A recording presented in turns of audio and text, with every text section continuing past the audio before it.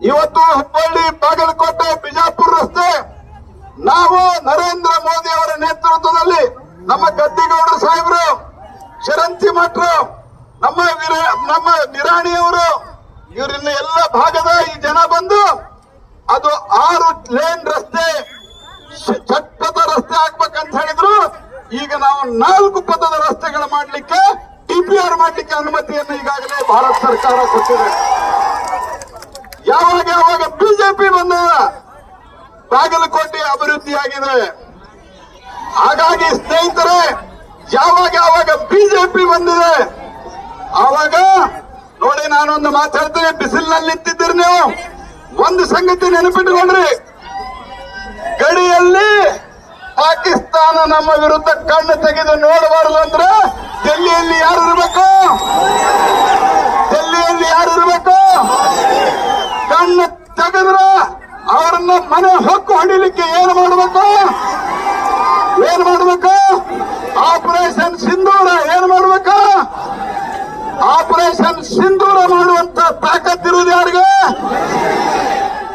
ಅಲ್ಲಿ ಆಪರೇಷನ್ ಸಿಂಧೂರ ಆದ್ರೆ ಇಲ್ಲಿ ಶಿವಾಜಿ ಮೆರವಣಿಗೆ ಸುಸೂತ್ರ ನಡಿಬೇಕು, ಇಲ್ಲಿ ಬಸವೇಶ್ವರರ ಮೆರವಣಿಗೆ ಸುಸೂತ್ರ ನಡಿಬೇಕು, ಇಲ್ಲಿನ ಗಣೇಶ ಉತ್ಸವದ ಮೆರವಣಿಗೆ ಸುಸೂತ್ರ ನಡಿಬೇಕು, ಶಾಂತಿಯುತವಾಗಿ ನಡಿಬೇಕಾ ಇಲ್ಲ? ಶಾಂತಿ ರೀತಿಯಿಂದ ಆಗಬೇಕಾ ಇಲ್ಲ?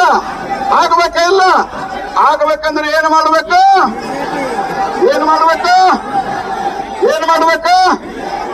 ಯಾರನ್ನ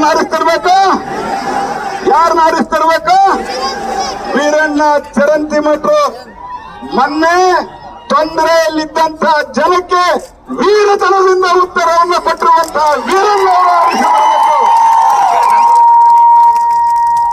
ಇಲ್ಲಿ ಕರ್ನಾಟಕದ ಕಾಂಗ್ರೆಸ್ ಪಾರ್ಟಿಗೆ ಒಂದು ನಾವು ಮೆಸೇಜ್ ಕೊಡಬೇಕು, ಒಂದು ಸಂದೇಶ ಕೊಡಬೇಕು. ಸುಳ್ಳು ಹೇಳಿ ನೋಡಿ, ಇವತ್ತು ಇರಾನ್, ಇಸ್ರಾಯೇಲ್, ಅಮೆರಿಕ ಯುದ್ಧ ನಡೆದಿದೆ. ನಮ್ಮ ದೇಶದಲ್ಲಿ ಬರುವಂತಹ ಎಲ್ಲಾ ತೈಲ ಹೊರಗಿನಿಂದ ಬರಬೇಕು, ಗ್ಯಾಸ್ ಹೊರಗಿನಿಂದ ಬರಬೇಕು.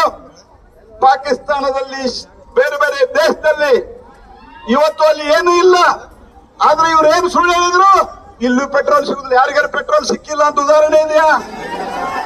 ಮನೆಗೆ ಗ್ಯಾಸ್ ಕೊಡ್ತಾ ಇದ್ದೀವಿ ಇಲ್ಲ? ನಾವು ಇಷ್ಟೆಲ್ಲ ಕಷ್ಟದಲ್ಲಿಯೂ ರೇಟ್ ಏರಿಸಿಲ್ಲ. ಸಿದ್ದರಾಮಯ್ಯನವರು 3 ಸರ್ತಿ ಪೆಟ್ರೋಲ್ ಡೀಸೆಲ್ ಏರಿಸಿದಂತವ್ರು ಯಾರು? ಸಿದ್ದರಾಮಯ್ಯನವರ ಕರ್ನಾಟಕ ರಾಜ್ಯದ ಟ್ಯಾಕ್ಸ್ ಹಾಕಿ